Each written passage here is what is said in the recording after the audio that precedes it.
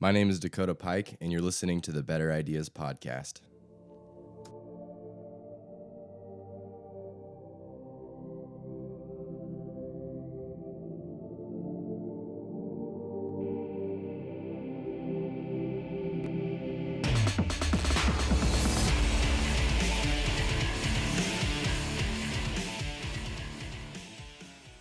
We tend to fear losses more than we value gains. That's a quote from Kyle Devlin, a fitness trainer who I'm talking to today, and I'm so excited to share this conversation with you guys. Please excuse my stuffy, nasally voice. I'm dealing with a bit of a head cold. It's just that time of year. I'm always the one getting sick around this time of year, especially when I was younger. That mixed with asthma, it's not fun. But I'm used to it, and I can definitely still carry a conversation while trying not to sniffle into the microphone too much. So I apologize if you hear that every now and then.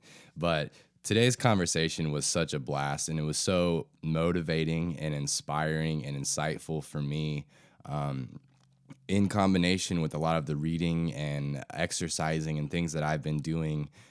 When I talked to him, I feel like I made a lot of connections and a lot of new ground. I gained a lot of new perspectives on just how to view fitness and health and exercise as sort of a lens to look through, a way to navigate through the world mindfully while being aware of not only your mind and your perception, but your body, and how important it is to incorporate physical acts, considering that's how we've lived for so long. And it's really important to engage that. And this is a really engaging conversation, so I will get to it.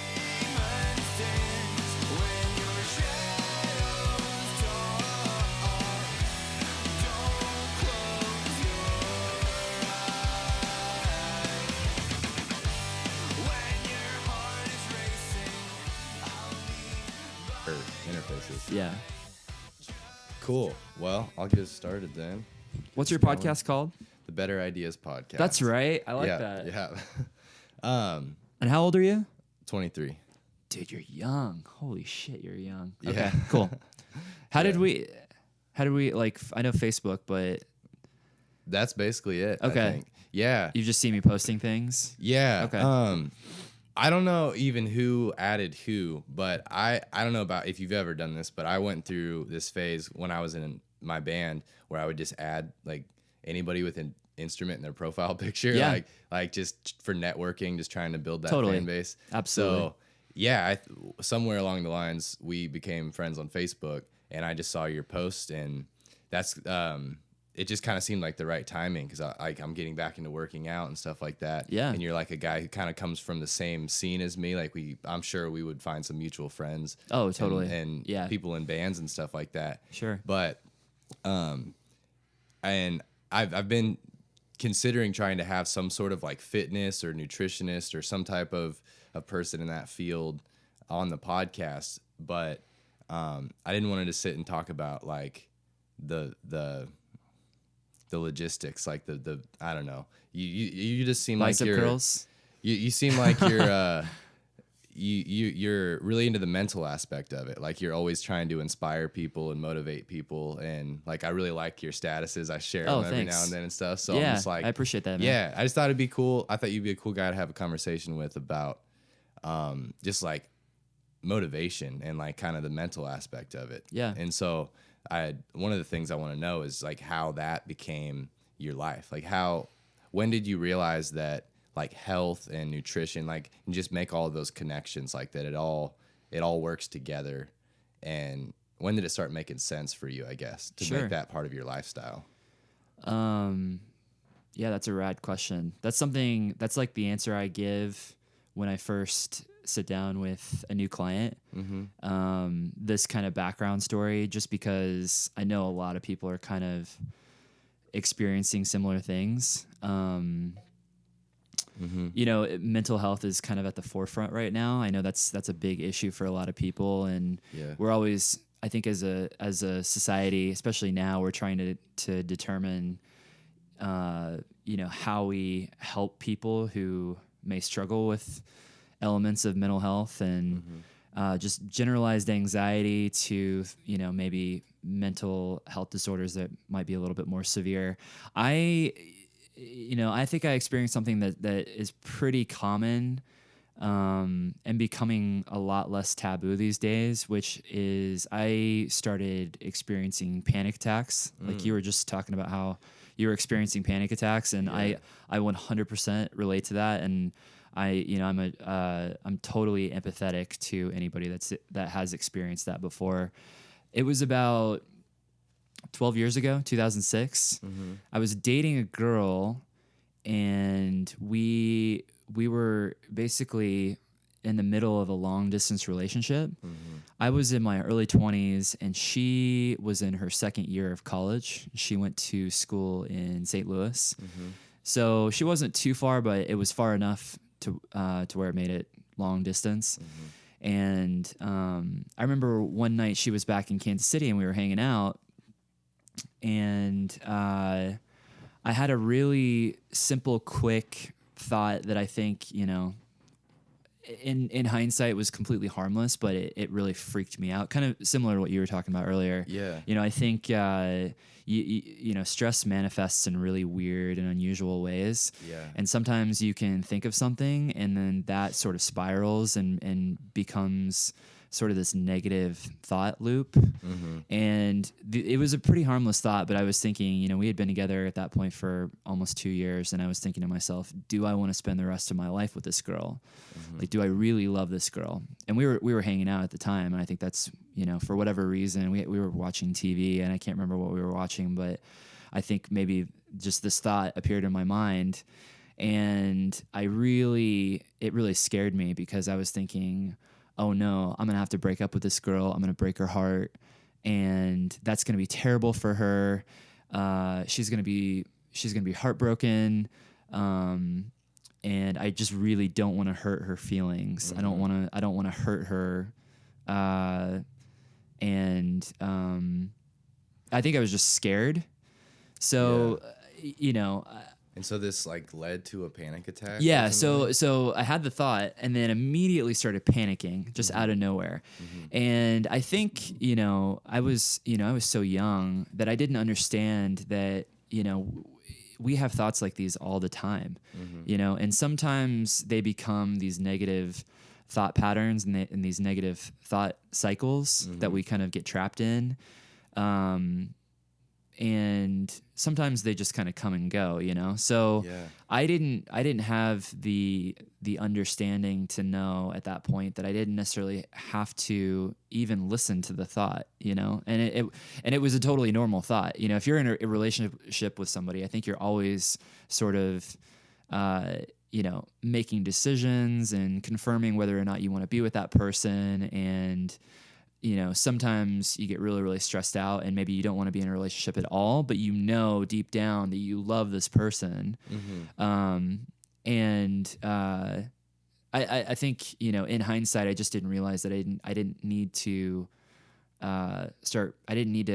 develop a complex over this one thought. And identify so hard with it right off the bat, because thoughts just come and go, and the brain, I've heard of the brain referred to as the ultimate trickster. So sometimes your brain kind of plays tricks on you, and you're not even consciously aware of it. Like you might be thinking about something, and like we were talking about earlier, how something small, like you can kind of blow it up in your mind, and it can go to like the absolute worst case scenario. Yeah. So so the way this all kind of relates is, I had a really stressful job at the time too, and I think that sort of lended itself to manifesting this sort of panic and anxiety. Yeah. And what happened is I started to spiral out, and I started having panic attacks pretty regularly from that point on, for a wide variety of reasons. I just remember that being the catalyst. Thinking I was going to break this girl's heart, and it was going to be the worst thing of all time. We ended up breaking up anyway, so I don't know if that really has anything to do with it. But she was in college, and I think that aside, I had a really stressful job, and I started experiencing panic attacks pretty regularly. And I didn't really know what to do about it. I thought I was going crazy, and I thought, when I was like entrenched in panic, I literally thought I was going to die. And, that's a pretty common thing when you're panicking. You seriously think this is never going to end. You think that you are going crazy now, and that at some point it's going to kill you. Yeah. So that's I know that worst exact case. feeling. Yeah. Like, it's so irrational, but like no one can do or say anything to change your mind at that moment. It's like it's the craziest thing ever. Yeah, and I think you hit it on the head right there. Like it's totally irrational, and I think intellectually you know that it's irrational. Yeah. But you can't get yourself out of the negative head spin. Yeah. Or at least when you're like deep in panic and deep in an anxiety ridden state, you feel like you can't even come to terms with your rational mind, with your intellectual side. Yeah. Even though deep down you might know, like, hey, this isn't that big of a deal. Like, the world is not going to end. The sky isn't falling. Yeah. So I went to the doctor, and I went to my general practitioner doctor, and he said, well, pretty common generalized anxiety disorder. Mm-hmm. I'm going to give you some meds. So I was thinking, okay, great. This is awesome. So started taking medication, because at that point I just wanted relief, just any type of relief whatsoever. So I started taking a low dose of generic Lexapro. I'm pretty sure that's what I was taking. Citalopram. Someone once told me that it's actually a citalopram, like there's an syllable before. Just a generic, and I was taking about 10 milligrams a day, so very low dosage, but I would take it every single day, and it would basically keep me even keel, like right in the middle. Mm-hmm. So I remember him telling me that it would take about a week to get into my system. Xanax is another pretty common medication that we take for anxiety, but it's more, it treats it like right then and there. Yeah. And it kind of zonks you out. Oh yeah, for sure. Yeah, just pop in a little bit. Yeah. That's what the headphones are for. We're good.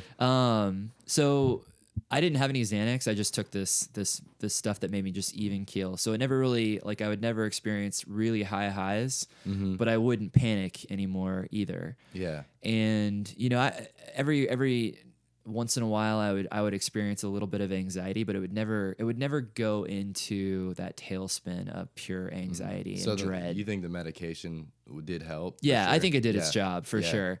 And I ended up taking that for maybe 4 years, 4.5 years. And when I was really young, like young adult, like 19, 20, I had gotten in pretty decent shape. I mean, I think that's a good time to do it when you're pretty young. You're kind of like in optimal mode to get in shape. Mm-hmm. And I didn't really know what I was doing, but I dropped a bunch of weight. But I knew I felt really good when I was doing that. So I think, at some point in my late 20s, I was taking the medication, but I gained a bunch of weight at the same time. I gained about 60 to 70 pounds.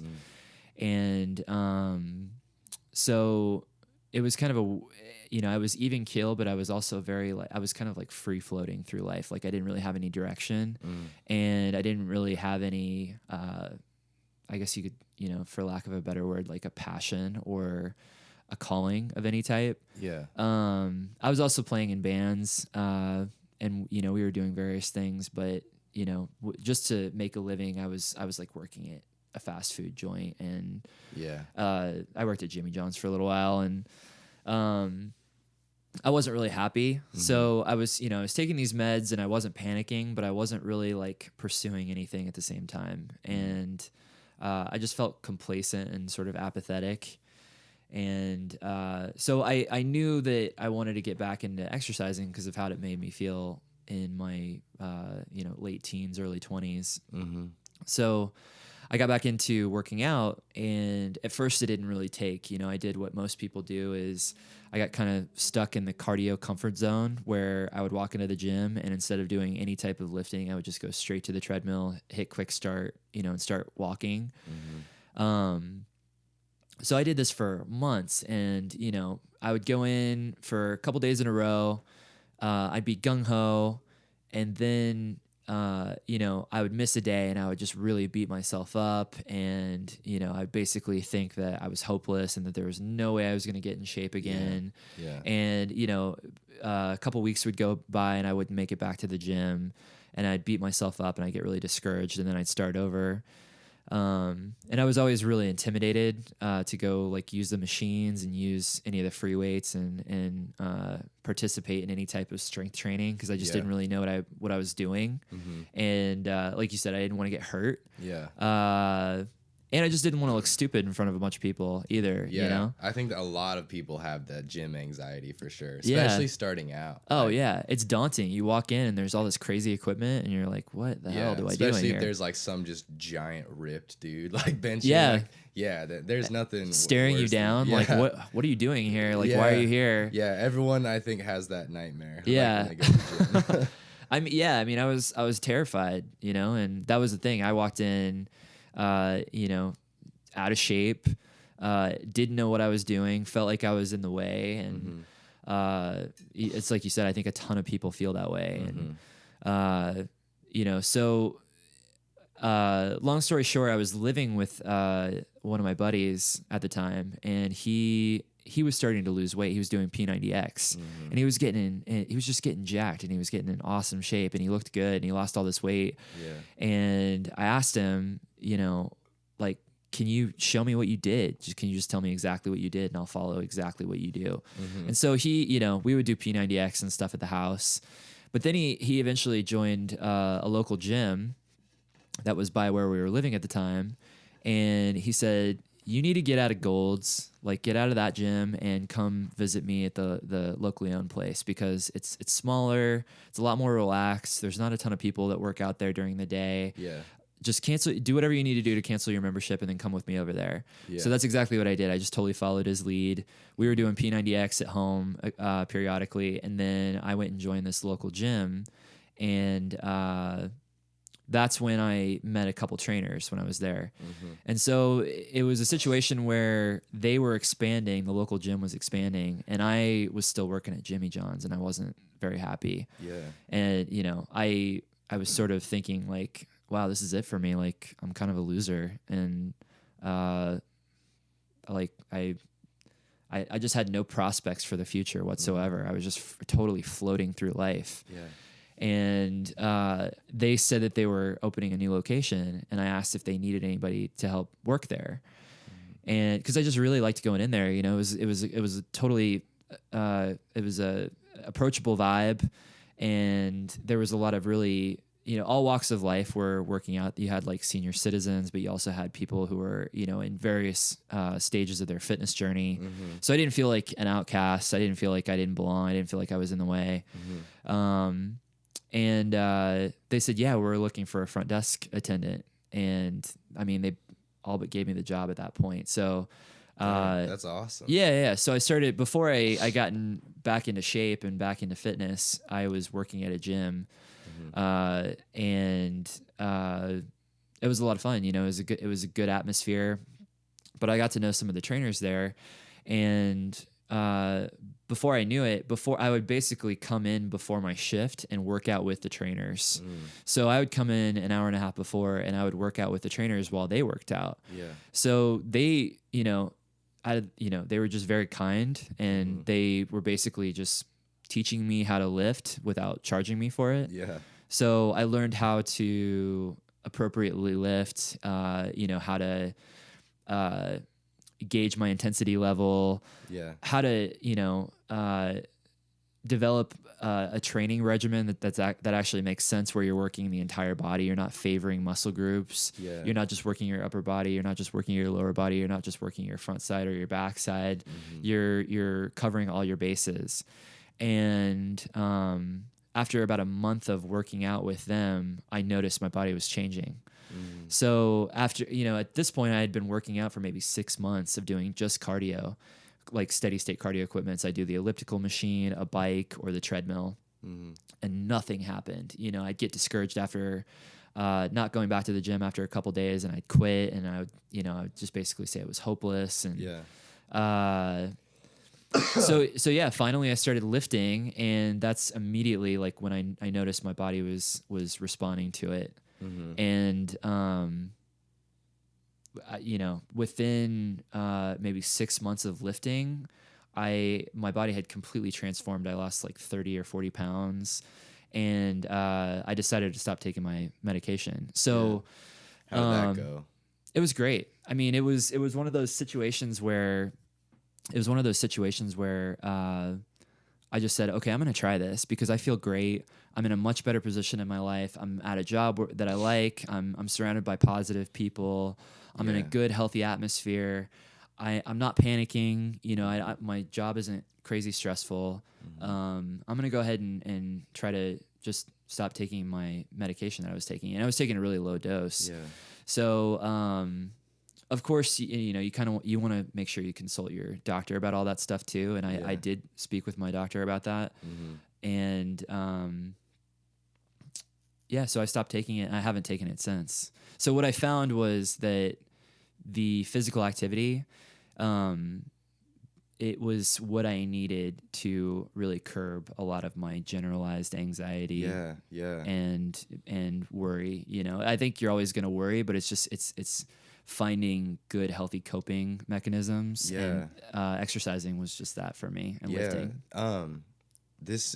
I relate to all that so much. Just like, I mean, the whole anxiety thing and just sort of this idea that it's kind of like it was almost a gift for you though. You know, like I'm sort of into like some weird like philosophical spiritual type stuff where cool. Me too. Cool. Awesome. Because I was just thinking the whole time when you're like, oh, the brain, all I'm thinking is like the ego. Yeah. Like the ego tricked you in the beginning and gave you all of these false narratives and put you into this place. And it seemed like that was at the time a horrible thing and you would call it anxiety. But it was like ultimately what put you in that scenario that got you to the gym and got you making lifestyle changes. Yeah. And I mean, that's obviously what I'm hoping this is for me too. For sure. I love that idea. And I'm also really into kind of this like pre-civilization human idea. Like, like we evolved in a certain way to where our physical body needed to be engaged all the time. Like, you know, we had to fend off predators and find food and we for so long have needed physicality. It's an important thing. And it's huge. I think that a lot of anxiety is kind of sort of like that cognitive dissonance of like recognizing that but not doing anything. And you get in those like those thought loops or those negative emotions that kind of feed back all the time. And it seems like that tends to happen the most for me, at least, when I'm not taking action. Like, but when you do something about it, then that's when the negative or the anxiety or whatever it is, that's when it becomes a gift. Absolutely. And you use that as sort of the fuel to make those changes that you need. Oh, totally. It's such a cool thing. Like, and it's really cool to see that too. It's like the warrior's journey. Yeah. You know, just over and over again. Yeah, for sure. No, I think what you just said is really profound, and I hadn't thought about it that way, but I think that you're kind of right on the money, and I'm sure at some point, you know, science is going to back that up in more ways than one, and it probably already has in a lot of ways. But you're probably right. Like the anxiety might be just response to us becoming more and more sedentary. Yeah. And you know, I feel as if every day I'm reading a new article where they're talking about the detrimental nature to being too sedentary, where you're not moving enough. We're doing ourselves a real disservice by being as clean and comfortable as we are all the time. Yeah. Like we're not building antibodies, we're not going outside enough, and we're not exerting ourselves enough. And I think that energy needs to go somewhere. Sure. Like we all have a certain amount of energy within our bodies, and sitting at a cubicle or a desk all day, it's not like what we've been doing for the past 200,000 to 400,000 years. Yeah. So it only makes sense that it could cause some mental issues. Yeah. No, me. Absolutely. Yeah. Yeah. I'm not saying that that's all anxiety, and that, you know, because I do believe that like there are certain situations where you would need medication and things like that. Yeah. And I see how those could definitely serve a purpose for maintaining, you know, being a functional member of society and all that. But I sometimes just wonder if maybe we should prescribe exercise first instead of, you know, an amphetamine or some type of opiate or Yeah. antidepressant, you know? That's good, man. You're smart. That's good. Thanks. That's dude, I couldn't agree with you more. I mean, with medication, it's kind of like what you said. I think there's a time and place for it. It's sort of like, I think I think medication for me, I can only speak for myself, and I I don't want to be dismissive of anybody who might be struggling with mental health issues of any kind. But I know for me, the medication just cut the panic and dread off at the knees. I probably could have benefited tremendously from if I had known, if I had been open to it, to just exercising much sooner and knowing the fact that I was going to be experiencing the flood of dopamine and endorphins and oxytocin just from being in that environment. Yeah. All those happy chemicals that, like you said, on an evolutionary scale, like we get when we're active because, 100,000 years ago or 300,000 years ago, it helped keep us alive just to be physical, So there was like an evolutionary incentive to move. Yeah, those reward systems. Yeah, built in. Yeah, and that's where there is a bit of a disconnect now because, like you said, we're sitting in cubicles for 9 hours a day, and we're just basically walking cortisol factories where we're just producing way too much cortisol, and we're just really stressed out, and it's manifesting in panic and dread and worry and anxiety over things that really always in hindsight aren't as big of a deal as you make them out to be in the moment. And panic is always somebody referred to it this way, and I thought it was really like just amazing how succinctly they put it. So panic is having one foot in the past and one foot in the future, and you're never really in the present moment. Yeah. And you're worried about something happening that's happened to you in the past, and you're worried that it's going to happen in the future. And so you kind of just toggle back and forth between those two experiences, and it basically leaves you in the present moment as just completely worried and panicking. Once I started working out again and it became just a regular part of my everyday existence, that's when I knew that for me personally, I have to do it. I have to move consistently. And it doesn't necessarily mean that I have to do it every single day. That's another kind of animal that you have to tackle. Once you do become sort of obsessed with exercise, like how much is too much, you kind of have to find that balance as well. Yeah, for sure. Because I don't think it's necessarily healthy to live in the gym either, to where you're hyper focused just in a different way. But yeah, so that was essentially what happened. That was almost a 10-year, or actually no, it wasn't a 10-year period. It was more like a 6 or 7 year period where I was trying to figure it out. And then once I realized that okay, exercise is amazing. I had this certain level of control that I could exert. I could change things, that's when I realized that my body was malleable and I could shift it as I saw fit to a certain extent. And, my buddy that I was talking about that convinced me to join the local gym, he was getting certified to become a trainer himself. And I watched him go through the process. And so I decided to do the exact same thing. I went through the process that he went through and became certified in training. That's cool. That's really cool. So it seems like kind of what I'm hearing you say is that you got from the headspace into the body is kind of like how I see that is. And that's where I think I've kind of been headed lately, or at least become aware of recently since that little injury and since getting back into working out. I've realized that like a good way to be present, because of anxiety and fear and all of that. I think the root of all of it is fear, obviously.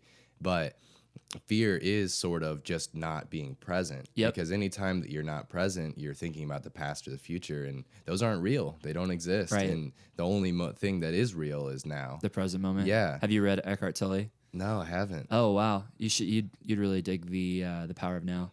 I bet I would. Yeah. I've listened to a lot of Alan Watts, and Okay. I'm actually reading a Paul Selig book right now. I don't know Nice. if you know who that is. Yeah. The Book of Mastery. Okay. It's pretty interesting. Yeah, it's a great book. And they even have a practice in it it's literally just to say, I am here, I am here, I am here, and just to remind yourself.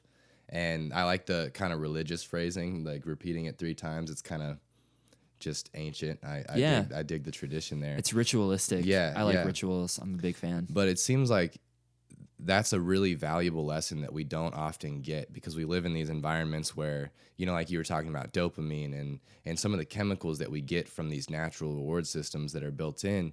And we get them now from like Facebook or, from like all of the other things, not even just Facebook, just any stimulant like caffeine or sugar or carbs or internet or our cars or whatever it is. We get all of these other things that are kind of like an artificial way to encounter those reward systems. Yep. And it's like we're kind of faking. We're faking it, and I think that a lot of that causes us not to think about the present moment, because we're always looking out into the world like what's going on across the world, what's the president doing right now, what's going on politically, what's this BLM or Black Lives Matter, not Black Lives Matter, just all those movements, all the protests and all of the things going on. Like, we're all constantly thinking about what everyone else is doing, what's going to happen in the future, what has happened, and we can only judge it based off of that sort of pattern recognition of the things that we've been through. Sure. And it's to me, it's really valuable when you can kind of take a break from all that and exert yourself in such a way that you get kind of forced into the body space to where I think that's when you are the most present. I think that's why a lot of people like yoga so much. Absolutely. Is because you're sitting there, you're focusing on breath and you're breathing. And I think that's kind of the best way to recognize that you're here. Sure. Like, you're here right now because you're breathing and you can feel that, you know? And you're in the present moment. Yeah. And you're experiencing that present moment, and you're not fixated on something that's happened or about something that's going to happen or potentially happen. And I think that was one of the reasons exercise was so great for me, because it was so therapeutic and meditative at the same time. Yeah. And it did force me to stay present. Yeah. I wasn't fixated on the future or the past when I was learning to work out. And that's one of the cool thing about skill acquisition, is just learning something new. It can be very therapeutic and meditative, because it's forcing you to really focus on what you're doing in that present moment. Not always. I mean, depending on what the skill is, you might be thinking of the future or things you're going to do, but that's a great thing about exercise too, is it is a skill that you can get good at, that anyone could get good at. Yeah. And there's so many different ways in which to exert yourself. You don't necessarily have to go to a gym. You can do it at home. You can go to a yoga class. I'm a huge fan, and I'm a big supporter of yoga, coupled with, conventional bodybuilding, or even, any type of strength training, CrossFit, or old school bodybuilding, any type of strength training regimen, I think is always, it's going to be a good idea to couple it with some mobility training and some yoga. Yeah, for sure. And just because of that meditative factor, the fact that, like you said, you're really focused on your breath, and it really helps you stay in the present moment, but you're also becoming a lot more consciously aware of your body and space and time, and you're recognizing things that maybe you didn't recognize before. It's very, very beneficial. I think that's another thing about the human body. The human body is designed to move. We're not designed to sit all day long. That's just not the way our structure is built. Everything within our body works synergistically with something else. So it's all working in tandem together. And, a lot of the biological functions that we experience on a subconscious level are a lot more optimal when we're active and we're moving around a lot. Yeah. So I just became once I understood all of the benefits of lifting and exercising on a regular basis, and just sweating and getting your heart rate up. I just wanted to like scream it from the rooftops. I wanted to like tell every single person I knew, every single family member I knew, anybody that was experiencing any type of hurt of any type. I was just thinking, like, you all need to be exercising. Yeah. So you found the light. yeah. So that just became my thing, my next thing. I was a musician for many years, and I had a lot of fun doing that, and I had a lot of myself wrapped up in that. So I think that was one of the reasons I was spending so much time free floating through life. I was trying to find that next thing that was that I could sort of really wrap myself up in, and I think that's just a type A personality trait. You don't necessarily have to be obsessed with the gym or anything, but it's a pretty healthy avenue as far as if you are type A personality and you're trying to and you want to have those small wins for the day, because it might give you that certain sense of calm and tranquility. And if you're a control freak like me, like you're gonna like the element of control that you have when it comes to exercising and lifting. Yeah, and I feel like it's valuable for especially somebody who identifies as a control freak, or somebody who has difficulty giving up control, because it's kind of a good discipline to recognize that the only thing that you're really in control of is yourself. Yeah. And your own body. Right. And a lot of people, I think, spend a lot of time worrying about everything else that they kind of forget to take care of themselves. Right. And you. It's the ultimate form of self-care. Exercise is. I'm a big proponent of self-care. I talk with my girlfriend about it a lot. We talk about it a lot. Because there's a lot of people out there that I think have a really difficult time implementing any type of self-care practice. Like you said, like some people, they feel as if they don't have the time or the resources to really take care of themselves, but maybe they're taking care of everybody else. Yeah. There's a lot of people who self-sacrifice to their own detriment, and exercise is the ultimate form of self-care because of all the things we just listed. The meditative component to it, and just you can't pour from an empty cup. You have to fill your cup up first, and it's just like when you're in the plane and you want to put your oxygen mask on first so that you can help everybody around you. That's how I kind of view exercise. That's like do you listen to Jordan Peterson at I all, do. or? I'm a fan. He always tells everyone to clean your room before you try to change the world. Kind of the same concept. It's a great analogy. You gotta start with you, or at least your room. Oh, absolutely. Yeah, for sure. So when you said, you kind of get this fire. I see it as like another sort of spiritual thing, like when you discover you have some sort of enlightenment or revelation, and you find this thing and you're like, you want to share it with the world. But then after a certain amount of time, that thing sort of just becomes normal. Like I know that a lot of people say you got to get over the hump when you get back into it, because it's really hard at first, but once you make it part of your life, it just becomes normal. So how do you stay motivated when it's just normal?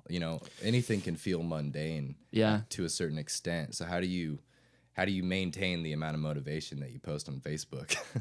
Geez, dude, that's such a good question. That's a really good question. I didn't expect these questions to be so good, man. I was off the top of my head, to be honest. No, I mean, it's really good, and it's something I've actually been thinking about lately a lot, because I've been training now for 5 years, and there's some people that I know that have been training for 25 years. And so you kind of look at them and you're thinking, man, what's keeping you so motivated? Because you're right. Like I work out 5 to 6 days a week generally. I'll usually take at least one day off, but you do that for a couple years, it really does sort of become routine and almost mundane. So I think just keeping a healthy perspective is always at the front of mind for me. I try to really express gratitude for just being able to move freely. There's some people I see, out in the world, and I really feel for them, because I feel like on a much smaller scale, I understood where they're coming from. Just not being able to freely move and just not feeling great, and, feeling lethargic and just not totally enthusiastic about life, and maybe they they've lived a sedentary life and now they are immobile, like they have the difficulty walking or just getting up out of their seat. So, I try to keep a healthy perspective and really stay grateful for the fact that, I don't have any major injuries. I don't have any major limitations as far as what I can do physically. Yeah. And that's something I'm usually trying to instill in my clients. I'm telling them, you couldn't do this a year ago. Like, how amazing is that? I mean, we just have to like take that in for a minute. The fact that, a year ago you had a difficult time lifting your hand over your head, just in a functional way. Like maybe you were limited as far as your mobility goes. And now we're doing overhead presses, with 20-pound dumbbells or something. That's a huge feat. That's just major progression for linear steps from point A to point B. So it's gratitude is a good one. Gratitude. I like that. That's what I take from that. Gratitude's a good answer for a lot of things. I think gratitude just destroys all negative emotions. I don't think you can be grateful for something and really pissed off at the same time. Yeah, because it takes a certain amount of humility to be grateful. Yeah. And I'm a big fan of humility. I'm a huge fan of it. I think it is something that is completely underrated, especially in this country. Like I love this country, and I'm very proud of the country that I come from. But one of the things that sort of irks me, and maybe you've experienced this too, when you kind of look at Eastern philosophy and Eastern different religions and things across the world, and you start looking at Buddhism and Stoic philosophy and things like that. Like one thing that kind of bothers me is just the brashness and the braggadocious attitude that like comes along with certain aspects of I don't know. It's not the country that I really identify. It's not or identify this trait with. It's just maybe certain elements of the country. Some people think you have to be overly confident, almost in an arrogant way. Yeah, no, I totally understand what you're talking about. And I think that's kind of like what you're talking about, the Eastern philosophies and some of these other religions and stuff have kind of helped me see, because I grew up with Christianity from the time I was 12 up until, early 20s. And I've kind of been exploring other things. But, and one thing I learned about kind of the American version of Christianity, the fundamentalist Midwesterner kind of Christianity, is that it's sort of a braggadocious thing. It's like, here, learn this, do this, act like this, be this cookie cutter person. Right. And then know who you are. It's sort of this pattern recognition. Sure. And I think that does stem out throughout the whole culture about how everyone is always so concerned with their ego and what they look like to others. Yeah. And it's something that it makes others feel insecure, so they feel the need to do the same thing. Sure. And then you just kind of get this, like, I've been dealing with this a lot lately. Like, I've noticed that kind of show up in, like, just everyday encounters where, like, I work in the car business, and that's one of the worst places for it is we'll have just an ego talking to another ego, but all they're doing really is like taking turns talking about themselves. Right. Have you ever heard people do that? Oh, like, yeah. It's crazy. Like, you're not asking questions about what the other person's saying. You're not really having a conversation. You're taking turns. Yeah. Like waiting. Okay, when they get done telling me something cool about them, then I'm gonna one up them, or like. Yeah. So it's a lot of us do have that. That line in Fight Club where she's like, "No one ever listens to me. They're just waiting for their turn to speak." Yeah. And I see that a lot, and I think that is kind of like what you're talking about. Is that? Yeah, for sure. Yeah, that's why I'm a huge fan of humility. I think you really like humility is fairly underrated and underutilized and underpracticed, because I think if you we've all been humbled at one point in our lives, where we thought we knew something really well, or we thought we were alpha status for whatever it was at that particular moment, and then something knocked us down a peg. And I think that's actually a good thing. Absolutely. Just so that we can become more empathetic and gracious and compassionate human beings. It's funny now because like I read a lot about cognitive bias and psychology, just general psychology and why we do the things that we do, and it's really fascinating because then you start really you begin to question the things that you've sort of always held firmly to. Yeah. And sometimes just thinking about forcing yourself to believe another person's point of view, even if you've not agreed with that point of view your entire life, how just instantly it puts you in their shoes a little bit. And then you look at it from a different paradigm. You're it's sort of like in debate class when you have to argue the other person's side. Well, that's such a healthy exercise. Yeah, it is, right? It pokes holes in your arguments, and it does one of two things. It pokes holes in your arguments, so you become a lot more compassionate, or it just helps you solidify your argument in a more thoughtful way. And then you can kind of look at things differently. I think it's like the power of perspective. Like you're able to disconnect from your own opinions and views and see that, which we could all do right now, right? Like just the polarization in our country alone. Like, I think it would be beneficial if everybody did that exercise. And I've been, I'm a fairly opinionated person, so it's difficult for me to do. So that's where I think humility comes in, and not just like a false sense of humility, but like actually really trying to challenge your own thoughts and beliefs. And I had to do that with exercise.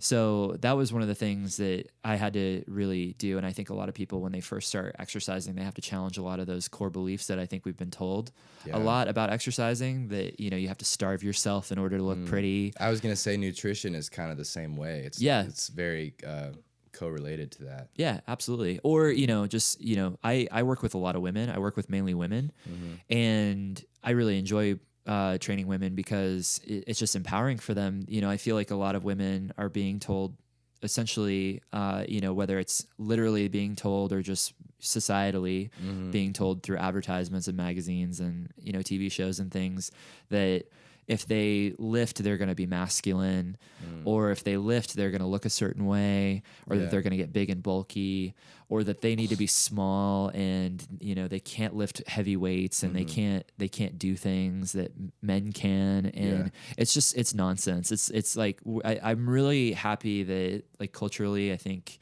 lifting for women, it's becoming a lot more socially, acceptable isn't even the right word, but for lack of a better word, but it's almost being promoted more, which I think is absolutely crucial and amazing, because I think everybody could benefit from some type of strength training regimen and some type of exercise regimen. Yeah. That's cool, man. There's a lot to that. Yeah, there's a ton. Yeah, you could go down that rabbit hole for a while. Yeah, it made me think of just like how ever since I started the whole keto thing, how my like the whole food pyramid thing is like almost turned upside down. Right. Like a lot of the things that we grew up knowing or believing, we do all get to a certain point where we have to question those things. Sure. Like, and nutrition was a pretty easy one for me to do, because I'm like, well, I don't have any personal weight invested in how I feel about carbs or pasta or whatever. Sure. So it was easier for me to change my perspective on that. And then I was able to actually see the benefits from it just by having that perspective change and letting letting the science choose, like, okay, this is what has been kind of proven to be better for people, so let's try that. Sure. Versus when we get invested in our opinions or our views on things, then we can tend to cling to them. Like I heard Alan Watts say once that faith clings to nothing. Yep. So if you really believe what you say you believe, then you don't have to prove it right. You don't even have to try to justify it, because it does. If you have faith in it, it will just exist. It'll be right, no matter what. Absolutely. And I think we often get like this distorted view of ourselves, and we think that we need to be right, and then that like by learning something new and changing your opinion, somehow that like devalues you or makes you, like, you'll hear people even call out like a politician and say, well, they didn't believe in this 5 years ago and now they changed their opinion. It's like, well, are we not allowed to change? Are we not allowed to like make mistakes and grow and like learn new things and be like, yeah, I was wrong there, But it's like we're so afraid of saying that we're wrong about things that we'll go on living in a way that we somehow know deep down that this isn't really what we believe or know. Sure. But it's like we get comfortable with it. Yeah. What do you think that is? Like, is that fear? I think that's just identity. It's kind of like what you were saying earlier. It's the ego. Yeah. You know, I think that's the narrative too that we kind of perpetually tell ourselves. Yeah. And after a while, it just sticks. You know, you know, you've heard of neuroplasticity, right? Yeah. So just, you know, the literally the neural pathways are grooved in our brain in order to be as efficient as possible. So once we tell ourselves something so many times, our brain has literally created a shortcut in the wiring of our brain to come to those conclusions faster.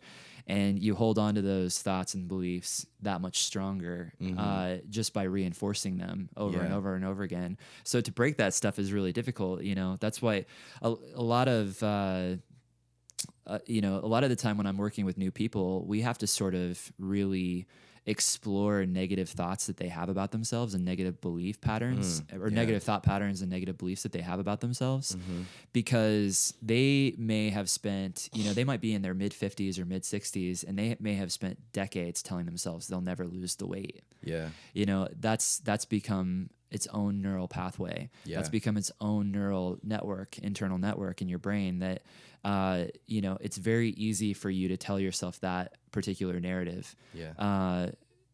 On a biological scale, that's what's so crazy about it, you know, and this is something they've backed up with science in the last 20 years. So what a lot of times when I'm training people, you know, that mental component is a huge part of it, you know, because we're literally changing the narratives so that they can then have the ability to change themselves physically.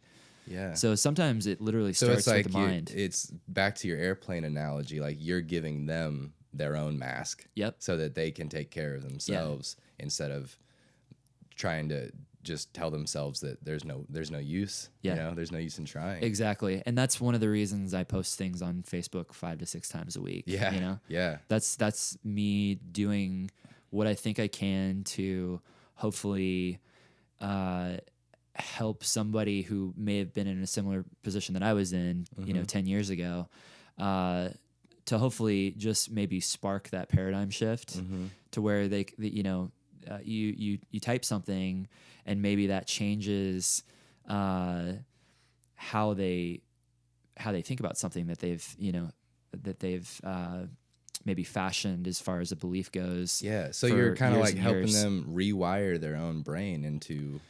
Yeah, I certainly can't take that much credit, but no. You know, the thing is, like, well, it's really them doing it, right? But you're kind of being, I don't know, a coach or a guide, if you want to say. If I can, you know, if I have that ability through, you know, the social medias, I would much rather use it for something like that than to just vent about, you know, the daily stressor or the stressor of the day. Yeah. Because I read something maybe 4 or 5 years ago, and they were talking about how, I don't know if this is an actual study that was done, but it was really profound, and I haven't forgotten it. So I go back to this a lot. Somebody was saying that when someone sees you venting on Facebook, like you're complaining essentially, or any type of social media, the majority of people are actually kind of happy about it because they're happy in knowing that they're not alone in their problems, and they like the idea that you're experiencing problems too. And the other people, if they're not explicitly happy about it, they just don't care. So that would lend itself to, for me, it lended to the idea that venting on Facebook is such a fruitless, regressive endeavor, and there is just no reason to do it whatsoever because most of the people are happy that you're upset or frustrated, and the other people just simply do not care. And it's okay for them not to care because we all have problems and we all have things that are going on in our lives, and it just doesn't make sense to get too wrapped up in other people's problems unless you just like the drama. element of it. Yeah. Which is something, that's a whole other issue that, we do as human beings on a daily basis. So that was one of the reasons that I also made an attempt to basically make the decision that I'm going to try to put good out into the world through the social medias, because that's, just the projector of the moment, that's the format of the moment. Yeah. That's crazy. See, I don't know if I've like really consciously made that decision, but I have found myself a lot more lately trying to use the internet in that way, and like Twitter and Facebook and stuff, because I guess I just learned the hard way that because I used to vent, or I would talk about my political view or spiritual or whatever. Me too. Getting arguments. I'm sure everyone's been down that road, but it gets to a certain point where you just realize that, after the millionth time of trying, you never convinced anyone of your view or your opinion or anything like that. Even if you're right, it doesn't matter, because people kind of hear what they want to hear and they see what they want to see, especially online. And I mean, it's sort of structured that way. It is that little dopamine hit. It's kind of a weird way of showing us exactly what we want to see, but sometimes showing the darker aspects of humanity. Like, we all do go through a lot of these things, and so it might be nice to see someone else going through that. But when you don't have the actual capacity to do anything about it or care, then is it really helping at that point? Sure. If anything, it's just hurting you, because you're the one who gets to experience all the negative emotions following that argument online. Yeah. And like you said, you didn't sway them one way or the other. In fact, they, I know I'm throwing a lot of studies. You can Google this stuff. I'm sure it's out there.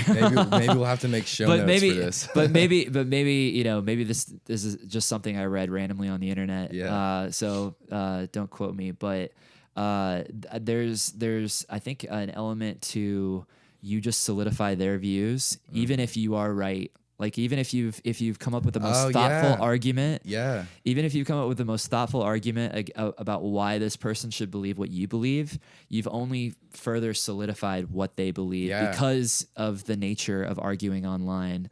There's something psychological it's fire about with that. Fire. Yeah, they dig in their heels. And I think everybody's guilty of that. Yeah. Sometimes if I feel like I'm being attacked, then it's my nature inherently to want to attack back, or at least put up walls and be defensive. Absolutely. But that's not how you actually change people's minds or hearts. And right. It never works that way. No. But for some reason, we're all going insane, trying the same thing over and over again. Right. And then you both feel a different result. Yeah. And then you both walk away or sit in your chair in front of your computer, just totally like angry. Yeah. So it's like a lose-lose situation. Yeah, it really is. Yeah. Yeah. So that was one of the reasons I started, posting all things, motivation and fitness and just general things that I'll read. A lot of times I'll just be reading a book or listening to a podcast, and I come across a really like well thought out idea, and it changes my paradigm, and that makes me want to just put it out into the world. Like if it changes anybody else's paradigm, that's awesome. Yeah. And I just try to put it in my own words. That like everything that I've ever said has never been. I mean, I'm sure there's been times where I thought I was having an epiphany, but it may be an idea that's been around since Stoic philosophy, years and years ago. But it's not. I'm not coming up with these profound ideas on my own. They're just things that I come across and just things that I want to put out into the world in some capacity. Yeah. And it all sort of intertwines holistically with fitness as a catalyst and just taking care of yourself, implementing self-care, being gentle on yourself, being compassionate with yourself.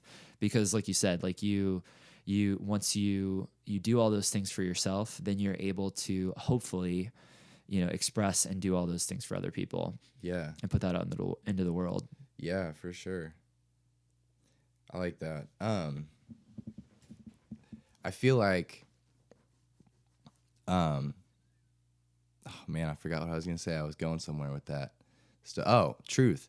What you just said reminded me of these things where you say you didn't think of it, like they're not your original thoughts, but they're things that sort of came through you from some other source. Yeah. And I've been thinking a lot about just like what truth is lately.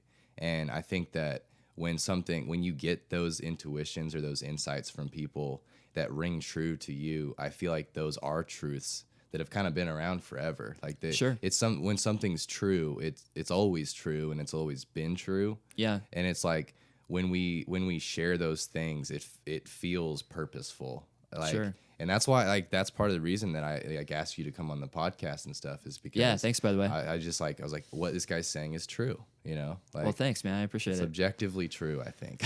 Yeah. I can't say that because I can't really know that, but it's just whenever I hear those things, you know, you just get that feeling. You're like, okay, Sure. these things are true, whether it's like a spiritual truth or something that you feel like you've always known, Yeah. but you just like were able to put words to. Sure. And it sometimes feels like you're having an epiphany. Yeah. Oh, And yeah, totally. It's a great feeling, but it feels like progress to me. And it feels like Absolutely. a great thing to share too, Yeah. for sure. And I think that's why, you know, self-development is such a cool thing. You know, a lot of times I experience that when I'm reading books. You know, you sort of, somebody is articulating how you've always felt, but you've never been able to fully articulate it. Yeah. But you've known, like you said, intuitively. And there's been a few books that I've read over the last 10 years, because I didn't read a lot as a child, which is unfortunate, but, where you have these major epiphanies. It feels like an epiphany. Yeah. And they were able to articulate this truth for you that you thought you knew intuitively. Or you felt like you knew it intuitively, but you didn't necessarily know how to say it. Yeah. So yeah, I think that's what a lot of people could really benefit from, you know, in crafting their own truth and their empowering truth. I know that sounds kind of cheesy and cliche, but you know, so I used to have a really sort of negative narrative when it came to things I thought about myself. I didn't think I was particularly all that great of a person. And what I feel like now is a lot of the things that I was sort of narrating to myself back then were lies. You know, that was essentially the lie. Yeah. It may have just been a disempowering truth. It was my truth at the time that disempowered me. Yeah. But I almost consider them lies at this point. Yeah. And I had to craft my own truth, the empowering truth, the truth that actually serves me and propels me forward, and like you said, progresses you. And I think that's one thing that human beings like need. Yeah. Like Tony Robbins says that, you know, there's 6 things that you need, and one of them is you need to know that you're progressing in life. You need to know that you're growing in life. Yeah. And when you do, you feel good about yourself. You feel you get all those intrinsic rewards that we have, and they may even be just on an evolutionary scale, like that we've developed over hundreds of or millennia. You know. Yeah. I'm okay with that. I'm okay with knowing both of those facts. You know, knowing that I like the idea of growing and progressing, and that I'm served by it in some capacity, and that I can craft my own truth. Yeah. So I heard this thing. I regurgitated something and that I put on Facebook yesterday. I think it was somehow spawned from the Book of Mastery, just because that's what I've been listening to the audiobook for the past 2 days. But I posted yesterday and I said that there is no sin without fear, and there is no love without truth. And I think that kind of relates to what we're saying, is like when you discovered your own truth and you found that narrative for your life, that's when you were able to put yourself into the position to where you have love. Like you feel that self-love, which I think a lot of people are missing out on. They love a lot of things, but they don't really know how to love themselves because they're not being truthful to themselves. You know, and it's like until you find that truth and you sort of create your narrative around that, then it's like you haven't found the mask yet. You know, you haven't been able to put on the oxygen mask because you're not even aware of it yet. Sure. Because you haven't figured out how to love yourself, and you also haven't recognized that anything that you do, that like, I call sin. I don't like that word. Sure. But I see it as anything that's just missing the point. You know, anything that's not living up to your fullest potential. It's always based out of fear. Yeah. And so one of the tools that I learned from the Book of Mastery today is that whenever you're in a situation where you feel conflicted, one of the best things to do is ask myself, am I afraid? And when you can recognize what you're afraid of at any given time, then you can sort of reconcile with it, and you can use that fear as a tool to guide you to that truth, which ultimately might lead to love and maybe loving yourself. Sure. And I think that's something that a lot of people kind of need in terms of especially motivation to do something like going to the gym. You know, like if you don't have that love for yourself, then it's really hard to want to do anything for yourself. Absolutely. Yeah. I mean, because we're all battling, I think, more or less degrees of self-hatred in some capacity. Yeah, we are. And I Absolutely. think, unfortunately, as we grow up and sort of develop, unless, you just had like a perfect existence your whole life, in which case I kind of feel sorry for that person, because, I'm thankful for this hardship that I've experienced in my life, because it, like you said, it's a gift. But I think, we're sort of, when we develop, there's so many ways in which we're not good enough, Yeah. There's always a reason why we're not good enough, or why we're not smart enough, or pretty enough, or talented enough, or athletic enough. Yeah. And, I think that self-love, it's just being enough, like finally coming to the conclusion at some point. And a lot of times I think this happens in adulthood, sometimes you seem to have it like down, like you're pretty young, which is awesome. And, because I wish I would have known more of these truths as, in my early 20s. But it was in my 30s that I discovered that, like, I'm enough as I am. Yeah. And I'm okay. And I love myself and accept myself completely. And yeah, I think that's where a lot of people are, I would hope are getting to in some capacity. Yeah. Yeah. And I think that like what you're doing and what you're saying and like your whole shebang is just kind of a catalyst to help people do that. And I'm pretty stoked to have you on the show. And Thanks, man. I'm stoked to have cool conversations. We should definitely make this happen again. Yeah, let's do round 2. Yeah. That's what they say in the podcast world, right? I don't know. I'm not sure. I'm not sure if I'm in that world yet.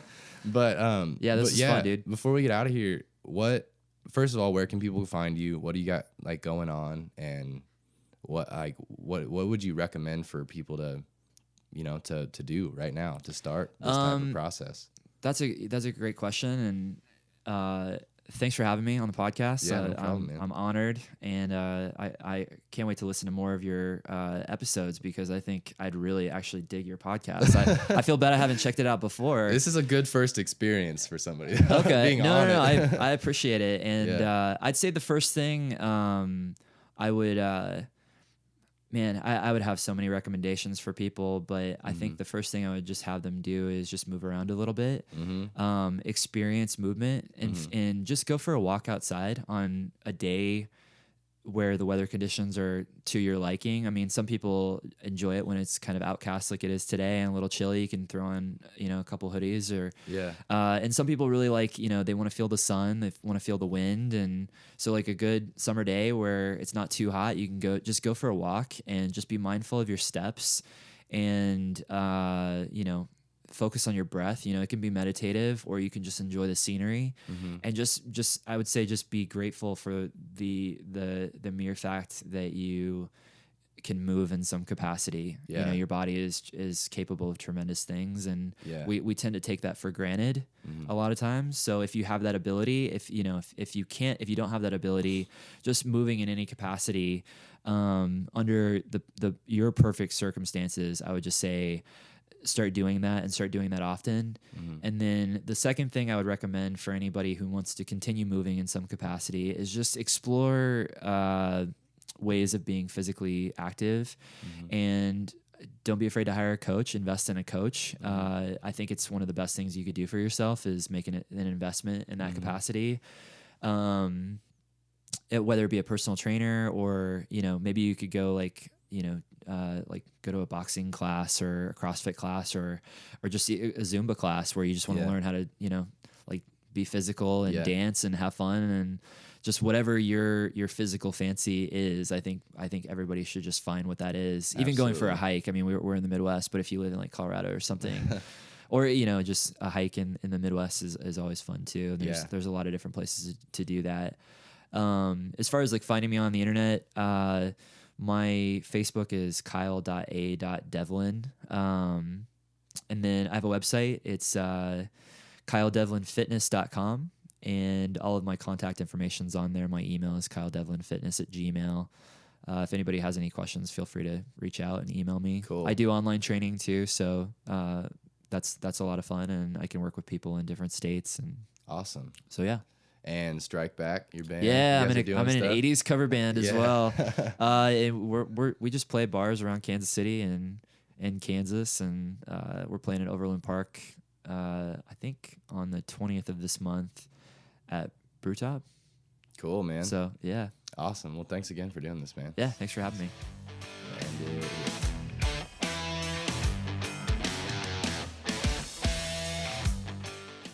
thank you guys so much again for listening to the Better Ideas podcast. If you'd like to get in touch or contribute to the show in any way, you can do that at patreon.com/betterideas, where you can choose to contribute to the show monetarily, or you can just view everything that I've ever uploaded there. The patrons, they get a few extra perks here and there. So there is some benefit to that. It's not just donation, I guess. But another great way to contribute to the show would just be to leave me a 5-star rating on iTunes, or give us a follow on social media, Instagram, Facebook, Twitter, and just keep listening, guys. Have a good week.